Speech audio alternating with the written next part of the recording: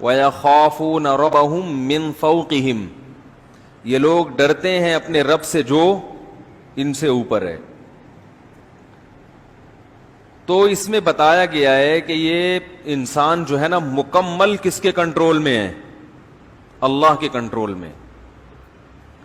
اس سے یہ بھی پتہ چلتا ہے کہ بعض لوگ اس میں بڑا غلو کرتے ہیں کہ جس نے یہ کہہ دیا کہ اللہ عرش پر ہے، آسمان پر ہے، تو گویا مکان لازم آ گیا تو وہ گمراہ ہو گیا۔ قرآن خود جگہ جگہ کہہ رہا ہے بھلا اس سے تم ڈرتے نہیں ہو جو آسمان میں ہے؟ تو جو اللہ کا مطلب ہے وہی ہمارا مطلب ہے۔ کوئی آپ سے پوچھے نا کہ تم جب کہتے ہو اللہ آسمان پہ عرش پہ ہے تو یہ تو اللہ کے لیے جہت لازم آ رہی ہے، مکان لازم آ رہا ہے، تو آپ کہو نہیں لازم آ رہا۔ تو کہ کیوں لازم نہیں آ رہا؟ کہو جب اللہ اپنے بارے میں کہتا ہے کہ میں آسمان میں ہوں، تو جب اللہ کے کہنے سے لازم نہیں آ رہا تو ہمارے کہنے سے بھی لازم نہیں آ رہا۔ تو پھر ممکن ہے وہ آپ سے سوال کریں، آپ سے یہ پوچھیں کہ جب آپ نے کہہ دیا کہ وہ ادھر ہے، اوپر ہے، تو جہت تو ہو گئی، تو آپ کہیں بھائی نہیں ہوئی۔ کہیں کیوں نہیں ہوئی؟ کہیں جب اللہ کے کہنے سے اگر ہو رہی ہے تو پھر ہمارے کہنے سے بھی ہو رہی ہے، اللہ کے کہنے سے نہیں ہو رہی تو ہمارے کہنے سے بھی نہیں ہو رہی۔ تو اللہ اعلم بمرادہ، اللہ نے اپنے بارے میں ہمیں جو بتایا ہے اس کی پوری حقیقت اللہ ہی جانتا ہے۔ ہم تو وہ الفاظ استعمال کریں گے جو اللہ نے اپنے لیے استعمال کیے۔ جو اللہ نے اپنے لیے الفاظ استعمال کیے وہ یہی کہ الرحمن علی العرش استوى، رحمان عرش پر مستوی ہے۔ عرش تخت کو کہتے ہیں، اللہ کا ایک تخت ہے، اس کی حقیقت ہمیں معلوم نہیں ہے، بس وہ ہے کیسا ہے۔ اور من فی السماء، آسمانوں میں ہے۔ اسی طرح حدیث میں آتا ہے کہ ایک باندی نبی کے پاس آئی، آپ نے پوچھا این اللہ، اللہ کہاں ہے؟ اس باندی نے کہا فی السماء، آسمانوں میں ہے۔ آپ نے فرمایا کہ اس کو آزاد کر دو، صحابی کو حکم دیا کہ اس کو آزاد کر دو۔ آپ نے اس سے نہیں پوچھا آسمانوں میں کیسے ہے، کیا بات بھائی؟ تو عامی آدمی سے بھی جب پوچھا جائے گا اللہ کہاں ہے تو وہ کہے گا بھائی اللہ آسمانوں میں ہے، عرش پہ ہے۔ کیسے ہے، کیا ہے، ہمیں نہیں پتا۔ البتہ قرآن میں کچھ دوسری آیتیں ہیں جن میں آتا ہے وَهُوَ مَعَكُمْ أَيْنَمَا كُنْتُمْ، تم جہاں بھی ہو وہ تمہارے ساتھ ہے، یہ بھی ہے قرآن میں۔ نَحْنُ أَقْرَبُ إِلَيْهِ مِنْ حَبْلِ الْوَرِيدِ، ہم تمہاری شہرک سے بھی زیادہ قریب ہیں۔ بات سمجھ میں آ رہی ہے؟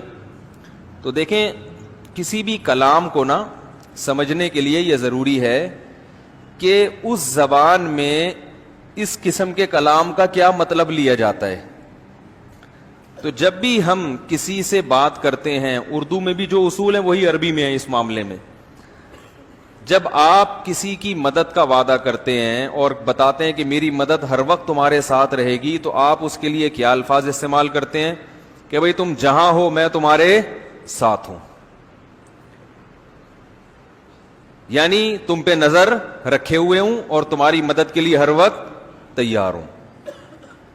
تو یہاں مطلب یہ ہوتا ہے کہ علم کے لحاظ سے بھی تمہارے ساتھ ہوں، یعنی مجھے پتا ہوگا تم کیا کر رہے ہو، نظر رکھی ہوئی ہے میں نے، اور قدرت کے لحاظ سے بھی تمہارے ساتھ۔ قدرت کا مطلب کہ تمہاری مدد پر میں قدرت رکھتا ہوں، تم یہ نہ سمجھو کہ مجھے قدرت ہی نہیں ہے، تو میں ہر وقت تمہاری مدد کر سکتا ہوں۔ تو عربی میں بھی، چونکہ عربی بھی ایک زبان ہے، تو قرآن جب عربی میں نازل ہوا تو قرآن کا بھی وہی مطلب لیا جائے گا جو عربی زبان میں مطلب لیا جاتا ہے۔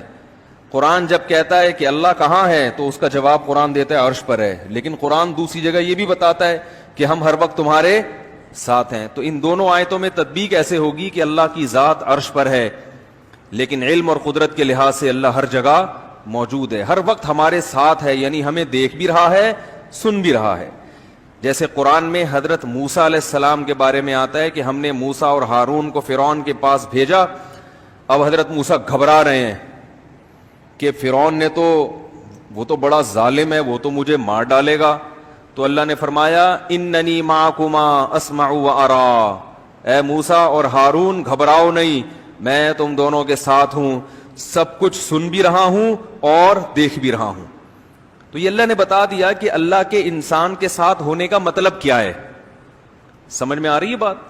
اللہ کے انسان کے ساتھ ہونے کا مطلب کیا ہے، یہ قرآن نے خود بتا دیا کہ مطلب یہ ہے کہ میں ہر وقت تمہیں دیکھ بھی رہا ہوں اور ہر وقت سن بھی رہا ہوں، یعنی تمہاری ہر وقت مدد کر سکتا ہوں، ایک ایک چیز سے باخبر ہوں۔ اس لحاظ سے اللہ ہمارے قریب بھی ہے، لیکن اللہ کی ذات کہاں ہے؟ عرش پر ہے، لیکن اس کی کیفیت ہمیں معلوم نہیں ہے.